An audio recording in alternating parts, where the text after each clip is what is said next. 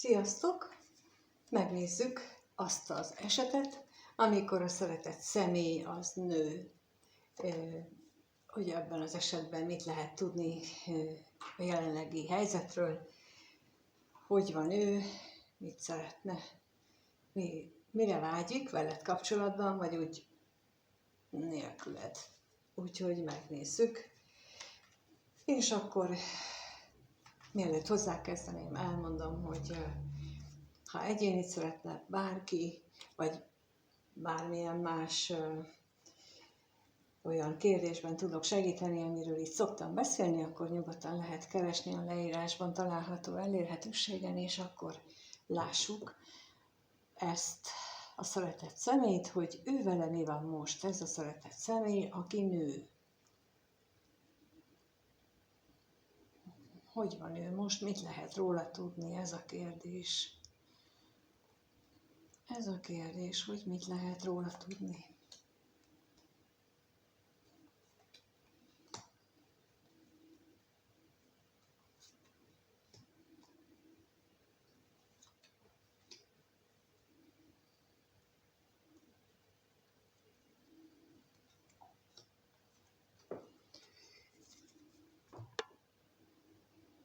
Hát ez alapján az látszik, minthogyha ő egy nagy változásban lenne, vagy éppen utazásban. Ez az utazás az lehet egy nyaralás, lehet egy olyan időszak, amikor ő pihenni szeretne, ki szeretné pihenni a nehézségeket, mind a lelki, mind a hétköznapi munkának a nehézségeit, és az is lehet, hogy ő közben nagyon sok mindent átgondol, nagyon sok mindent megpróbál a sorsnak az akaratát kifürkészni, megpróbálja azt, hogy rájöjjön.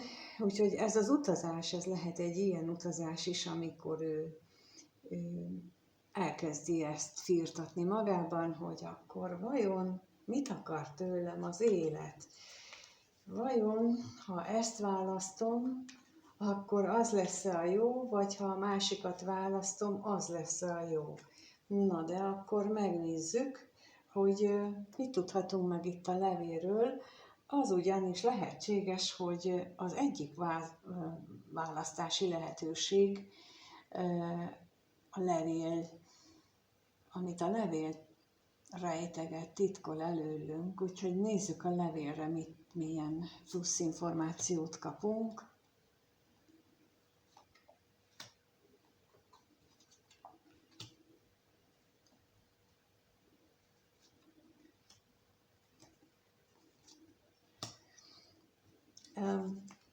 Ez az egyik variáció, ahogy mondtam. Tehát, hogy ő rengeteget gondolkodik azon, hogy van az életében egy nagyon értékes találkozás. Egy olyan találkozás, ahol valaki olyannal találkozott, aki hirtelen fontos lett az ő számára, és ezen gondolkodik el, de már szinte az őrület határáig megy ez a gondolkodás, hogy vajon ez az nekem mit ad, ez elége, esetleg, hogyha ez kiderül, vagy ezt választom, akkor az anyagilag hogyan fog érinteni engem. Szóval rengeteg ilyen gondolata van ezzel a találkozással összefüggésben, amit mondom, nagyon értékesnek talál. És akkor megkérdezem az utazásra, hogy akkor mi itt ez, mit jelent itt ez, mi ez az utazás.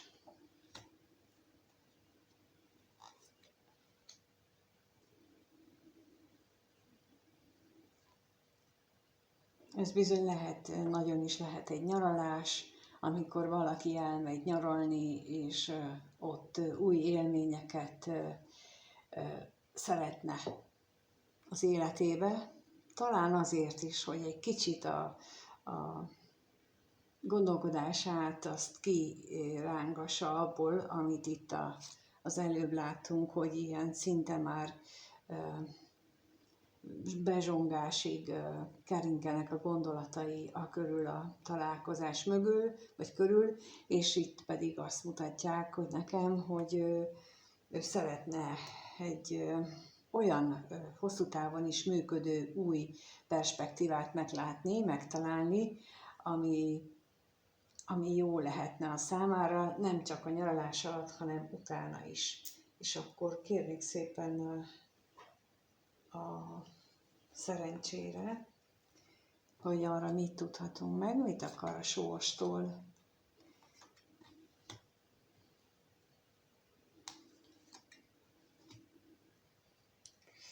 Ez nagyon is arra utal, hogy lehetséges, hogy a múltban megvolt neki az elképzelése azzal kapcsolatosan, hogy ki az a személy, aki az ő szívét el tudná rabolni, milyen tulajdonságokkal bír. Szóval úgy általában véve mindent is pontosan meghatározott róla, és két eset lehetséges, vagy bejött neki ebben a találkozásban, aminek nagy valószínűsége van, hogy ez a találkozás során az a személy jött be, akit ő valaha elképzelt magának, tehát régen elképzelt magának, és most minthatja a sorstól várná, hogy akkor mondja már meg továbbra is, hogy akkor most mi legyen. Hát oké, hogy találkoztunk, de most akkor mit kezdjen vele? Valószínűleg azért, mert nem egy egyszerű szituációban van, tehát nem arról van szó, hogy mind a ketten szinglik, és akkor csak mehetnek egymás felé, hanem sok minden más bonyolító tényező is van, amit itt jelenleg nem látunk. Úgyhogy meg is nézzük, hogy ez akit ő elképzelt magának, ez a személy vajon te vagy-e? Aki nézed ezt a videót, úgyhogy az a kérdés, hogy ez a nőnemű szeretett személy, ő neki milyen gondolatai vannak a nézővel kapcsolatosan, milyen gondolatok járnak a fejében, amikor a nézőre gondol, ennek a szeretett személynek milyen gondolatai vannak, amikor a nézőre gondol. Erre kérnék szépen.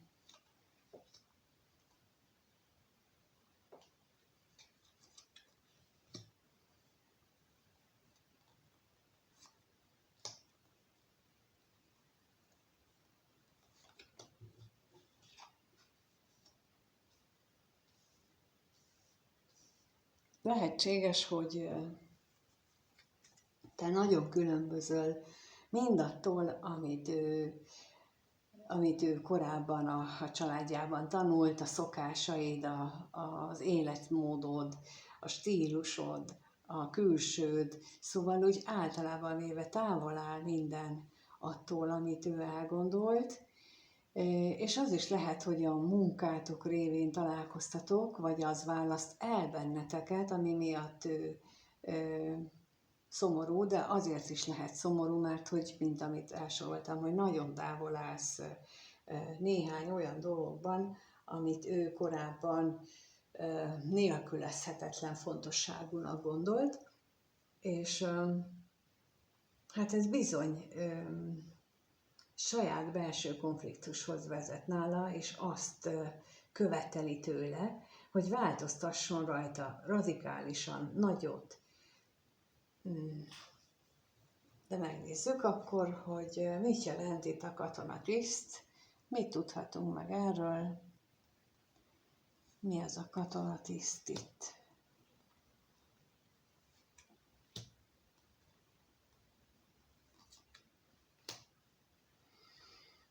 Hát úgy látom, hogy amikor találkoztatok, akkor ő ezt a sorsnak a fricskájának vélte, tehát olyan, mint hogyha a találkozásotok alkalmával azt gondolta volna, hogy hát én ezt nem hiszem el, hogy pont így, és pont most, és pont ezzel, szóval, hogy ilyen érzéseket érzek belőle, hogy ő nem hiszi el, hogy ilyennek kell lenni valakinek, hogy van ilyen is.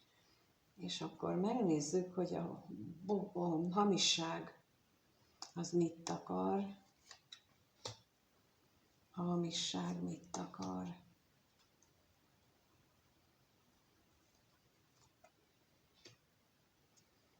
Hát bizony itt lehetséges olyan is, hogy amit mondtam, tehát hogy nagyon távol állsz attól, amit ő eddig igaznak vélt, amit ő eddig az ő gondolatvilágában egy másik szeméről elképzelt. És olyan, minthogyha ez a számára fontos személy részéről, lehet az anyukája, lehet valamelyik barátnője, vagy bárki itt, ha az megtudná, ha ezt a téged mondjuk, tehát megismerne téged, vagy tudna rólad, az egy nagy kiábrándulást jelentene a számára, ez is néha eszébe jut, hogy veled kapcsolatosan. És akkor még itt a halálra kérnék szépen, hogy a halál az milyen változásra utal, mi az, amit meg kellene neki változtatni, vagy mit tudhatunk meg ezzel kapcsolatosan.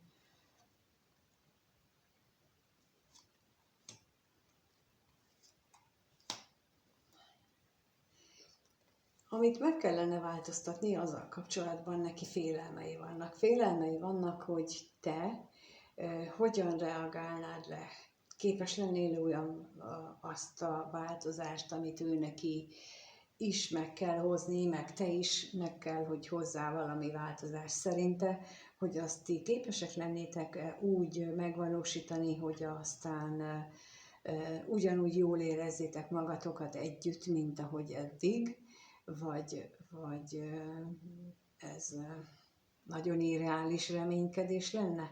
Úgyhogy én azt látom itt az ő részéről, hogy ezek a dilemmák vannak, tehát jól gondoltam, amikor a legelején ott az utazásnál ott azt mondtam, hogy neki legalább 2 irány, vagy 2 döntés az, ami most a gondolatait leköti, és ami elől talán egy kicsit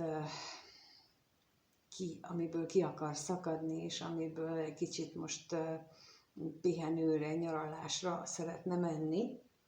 Hogy aztán sikerül-e vagy sem, az majd kiderül, de megnézzük, hogy egyébként érzéseiben hogyan nyilvánul meg, hogyan viszonyul hozzád, mit érez ez a szeretett személy, mit érez a szeretett személy a nézővel kapcsolatosan. Erre kérnénk szépen, hogy milyen érzései vannak a nézővel kapcsolatosan. Ennek a szeretett személynek milyen érzései vannak.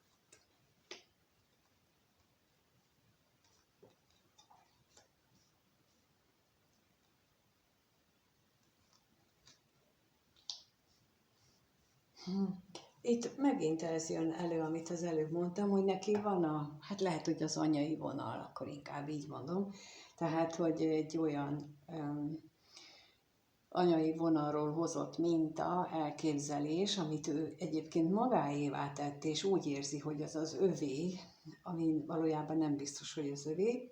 A lényeg az, hogy egy onnan hozott minta,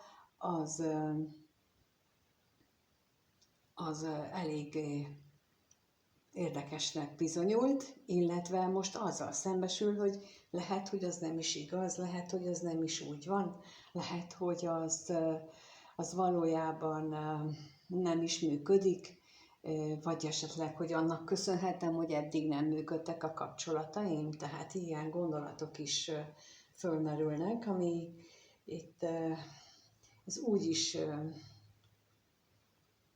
megnyilvánulhat, hogy azt gondolja, hogy ez mind hazugság volt, vagy akkor mi a hazugság, és mi az igaz. Tehát rengeteg ilyen kérdés merül fel benne, és ez most így veled kapcsolatos érzései hozzák fel benne ezeket, ami egyébként az érzéseit ő nagyon-nagyon pozitívnak és szerencsésnek éli meg. Tehát mindazt, amit ilyen érzést te kiváltasz belőle, az mondhatnám úgy, hogy csodás, és nem egy ilyen illékony valami, hanem itt ez elég stabil. Tehát nem olyannak látom, hogy ő ma teljesen oda van érted, holnap meg már észre sem akar venni, tehát nem egy ilyen hullámvasútszerű érzésekkel, hanem egy nagyon pozitív, de ugyanakkor tartósan pozitív érzésekkel van az irányodba, és a háttérben az ő saját hitrendszerét az kérdeződik meg. A saját hitrendszere kérdeződik meg, illetve kérdezi meg önmagától, hogy akkor most itt mi van.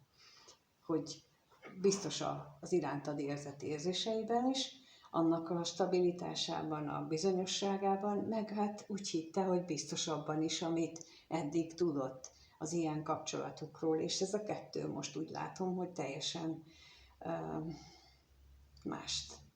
mást mutat, mást jelent, és akkor a hamisságra kérnék szépen. Ez a hamisságnál állandóan bosszúságot akarok mondani, meg hazudozás, de itt nem ezt érzem, nem annak az energiáját érzem. Viszont amit látok, ez az, amit az előbb mondtam, hogy így rácsodálkozik arra, hogy ez az irántad való érzései azok nagyon is az ő vágyai szerint valók, és hogy reménykedik abban, és vágyik arra, hogy ez egy újfajta szemléletet, egy újfajta életet mutat neki, és erről talán beszélne is neked szívesen, vagy valaki másnak, aki megbeszélne, erre kérnék az üzenetre még. Hát inkább akkor úgy mondom, hogy a múltban esetleg voltak neki ilyen beszélgetései valakivel, aki közel állt hozzá, hogy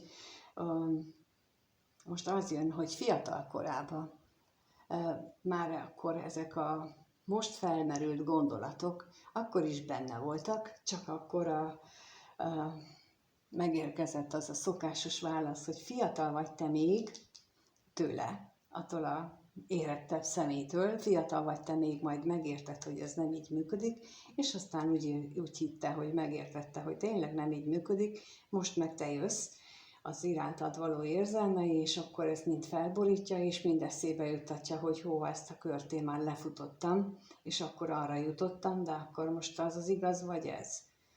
És akkor megnézzük, hogy itt az örvendezés az mit mutat.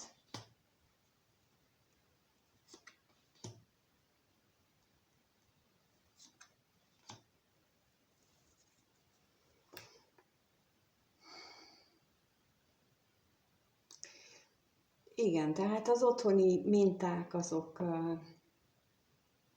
veszélyesen távolba kerültek, illetve olyan az ő jelenlegi gondolatáitól, illetve olyan dolgokat mondtak neki eddig, amit most úgy érez, hogy az nem az övé. Tehát, hogy így ellentétben van, ellentmondásban van az ő belső érzéseivel, a belső dolgaival. Tehát, hogy úgy most kezdi így felfedezni magában, hogy lehet, hogy amit ő eddig gondolt, az nem is volt igaz. És ez nagyon-nagyon nehéz például, amikor az ember ilyennel találkozik, főleg, hogy ilyen kapcsolatnál, hogy ezeket el is ismerje, hogy én eddig egy tévúton jártam, én egy téves gondolat miatt, vagy kerültem például bele egy kapcsolatba a múltban, vagy vagyok benne jelenleg egy kapcsolatban, vagy hogy én eddig hogy viselkedtem, és nem vettem figyelembe ezt, meg ezt, meg ezt. És ezek nagyon nehéz szembesülések, és általában első alkalommal, amikor ezzel szembesülünk, akkor megpróbálunk elmenekülni ezektől a gondolatoktól, viszont ha egyszer már megvoltak, már mint tudatosult bennünk, akkor onnantól kezdve nem fognak békén hagyni, mert ez már az önismereti út, amikor már így mondjuk így, hogy az égi energiák is bele lépnek, és akkor elkezdenek ebben az irányban kényszeríteni bennünket, hogy de bizony, ezt csak gondold végig újra, és hogy akkor vállald fel, hogy neked mi a véleményed, vállald fel azt, hogy legyen határozottan véleményed, ne akarj belesimulni, ahogyan korábban tetted, hanem mondd meg, hogy az én véleményem ez. Aztán utána majd az a következő feladat lesz, hogy ezt hogyan és miként érvényesítse az életében, de itt bizony ezzel szembesült itt a szokások és a mindennapi élet rutinja szempontjából, hogy itt ez elég fájdalmas dolgok vagy különbségek vannak. És akkor még nem is kérek, itt nem érzem, hogy erre nagyon kellene, viszont azt megnézzük, hogy akkor hogyan alakul az ő viszonya hozzád, hogyan viszonyul hozzád, mire vágyik veled kapcsolatban a következő 1-2 hétben, hogyan viszonyul ez a szeretett személy a nézőhöz a következő 1-2 hétben, ez a kérdés, mire vágyik a nézővel kapcsolatosan. Szóval, hogyan alakul az ő kapcsolatuk.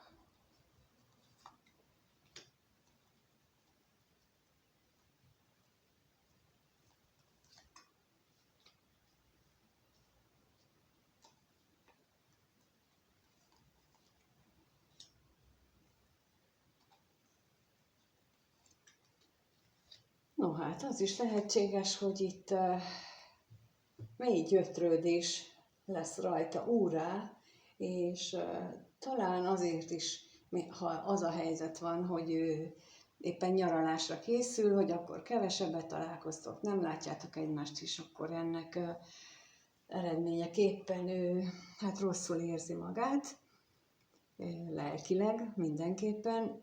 Félelmei is lehetnek, hogy mi lesz ezzel a kettőtök kapcsolatával, de féltékeny is lehet, mert lehet, hogy neked van még valakid, vagy ő azt hiszi, hogy neked van valakid, és akkor ilyen féltékenység is felütheti a fejét nála. De akkor megnézzük, hogy ez a féltékenység, ez most félelem, vagy féltékenység. Mitől, kitől fél, miért, ki miatt féltékeny. Hát igen, mondtam, hogy a gondolatai játszanak vele, és azt is elévetítik, hogy mi van, hogyha nem csak ő gondol bele ezekbe a dolgokba, hanem az égiek is itt vele játszadoznak, és hogy a kettőtök távolsága az nem is olyan igazi távolság, hanem valójában a múltnak az ábrándjait vetíti rád. Szóval itt nagyon sok minden van. Tehát benne van az, hogy fél megélni a szerelmet is, fél szerelmesnek lenni, mondom így, mert hát, hogyha ez csak egy projektálás, kivetítés, az ő reményeit vetíti rád. Biztos ő is sokat hallott, mint ahogy nagyon sokan vannak, akikkel én is beszélek, hogy ilyen túl sok információt kapnak, mármint így a videókon, meg mindenhol keresztül, és mindent is magukévá próbálnak tenni, mármint így ilyen téren, és akkor ez csak a léleknek, vagy nem is a léleknek, az egónak a játéka azért, hogy a lélek ne jusson szóhoz, mert hogyha így elkezdem megmagyarázni, hogy hát biztos csak rá projektálom az én régi érzelmes gondolataimat, vagy érzelmes elvárásaimat, és akkor nincs is itt valójában tiszta érzelem. Na, ez ugyanúgy az egónak a gondolatai,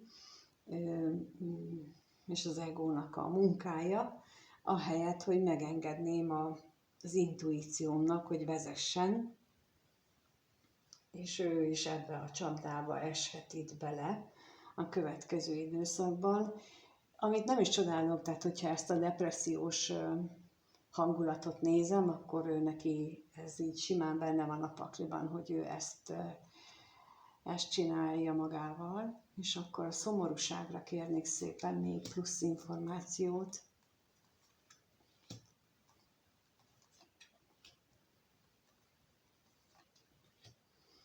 Egyes esetekben lehet szó itt arról, hogy ő tovább is gondolja a nagy depressziós állapotában azt, hogy mi lehet kettőtök között, és akkor jön neki az, hogy ő mit veszíthet, és ennek a gondolata is okozhat számára ilyen nehéz pillanatokat, és nem csak pillanatokat, hanem napokat is, vagy heteket is, és ez is okozhat benne félelmet és féltékenységet is, és akkor még az örvendezésre is kérek.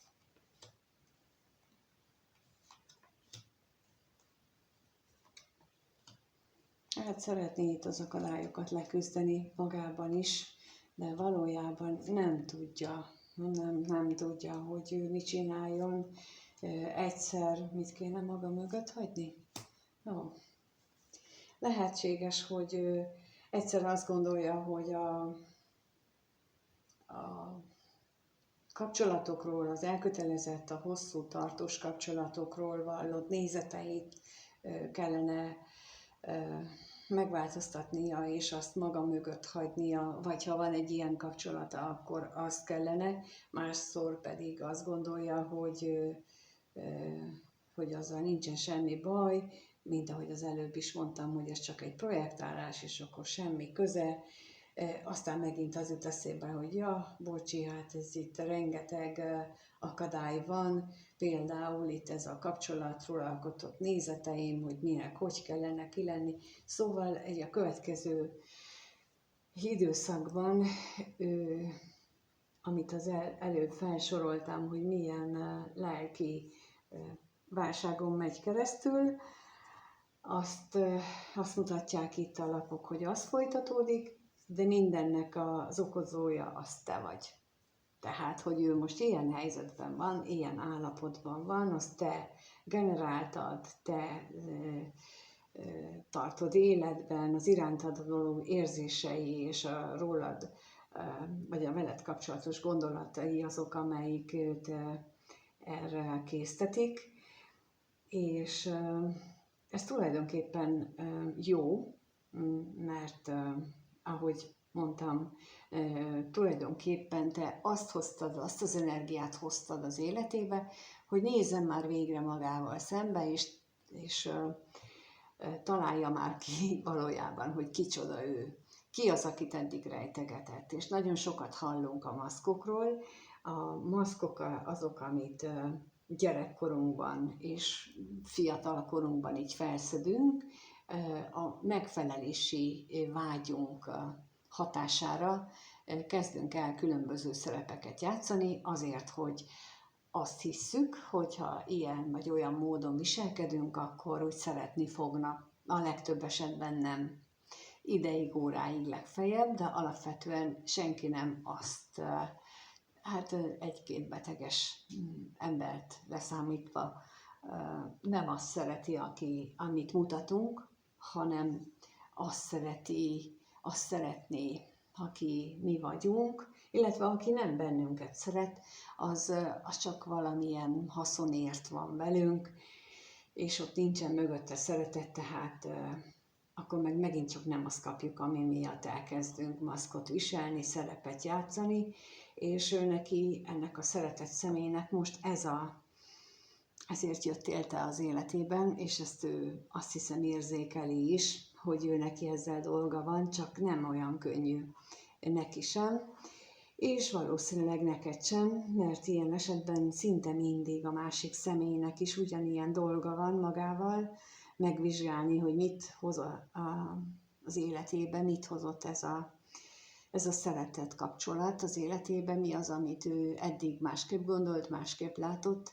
és azt kell felülvizsgálnia, átgondolnia, és itt erre lehet számítani, hogy ez van most nála folyamatban, és valószínűleg nálad is valamilyen szinten, amennyire megengeded magadnak. Egyébként minél hamarabb megengeded, annál jobb. Hamarabb túl leszel rajta, és akkor ezt ő is érzékelni fogja, és ő is hamarabb túl jut majd rajta, mert bizony ez az összeköttetés egy ilyen kapcsolatnál megvan, és oda-vissza játszik. Úgyhogy ennyi az, amit most tudtam mondani. Köszönöm szépen, hogyha itt voltatok, és megírjátok a kommentben, hogy mit gondoltok. És ez megint csak nem csak női szeretett személyre érvényes, hanem ez megint voltak olyan gondolatok benne, ami bárkire lehet.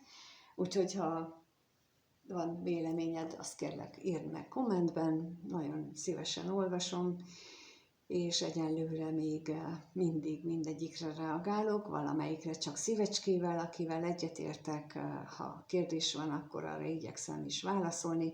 Úgyhogy köszönöm szépen őket, köszönöm a lájkot és a feliratkozásokat is, és mindenkinek minden jót kívánok. Sziasztok!